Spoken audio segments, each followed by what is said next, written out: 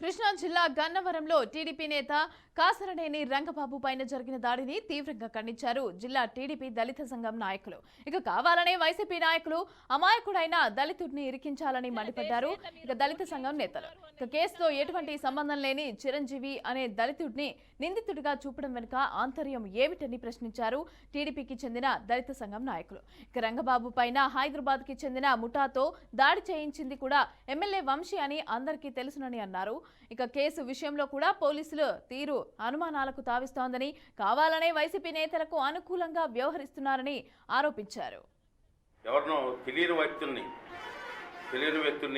చూపిస్తున్నారు. దానిలో మన గన్నవరం నియోజకవర్గంలో ఆత్కూరులో పనిచేసే ఒక దళితుడిని ఈ కేసులో ముద్దాయిగా చూపించారు. ఇదేనా ఈ గవర్నమెంట్కున్న విలువైన పరిస్థితి?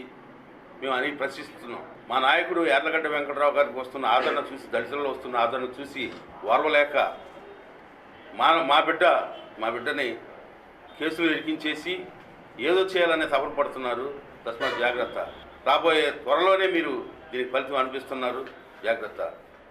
ఇక్కడ ఉన్న రౌడీలు గ్యాంగ్ అంతా తీసుకొచ్చి నువ్వు పనిచేసి, పక్కనే ఉన్న తేలపురంలో ఉన్న రౌడీని కూడా తీసుకొచ్చి చేసి, నువ్వు ఇంత పనిచేసి ఏమీ తెలియనట్టు నువ్వంత ప్రయత్నం చేసి ఎమ్మెల్యే వంశీ దీనికి ఫలితం అనిపిస్తావు. నువ్వు ప్రశ్నించిన వారి మీద దాడులు పెట్టడం, దాడులు చేయడం, కేసులు పెట్టడం, ఇదే ఈ 4.5 సంవత్సరాల కాలంలో జరుగుతూ వస్తున్నదండి.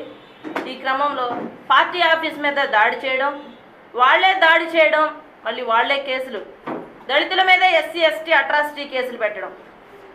మరొక సందర్భం, యువగళం పాదయాత్ర జరుగుతున్న సందర్భంలో కూడా రంగనగూడెంలో ఒక ఫ్లెక్సీ ఏర్పాటు చేసి కవ్వింపు చర్యలు చేపట్టడం. దీనిలో కూడా ఈ రాజకీయ క్రీడలో కూడా దళితుని పావులుగా వాడడం జరిగిందండి. మరి ముఖ్యంగా రీసెంట్గా కాసరనేని రంగబాబు గారి మీద పార్క్ ఎలైడ్ దగ్గర దాడి చేయడం జరిగిందండి.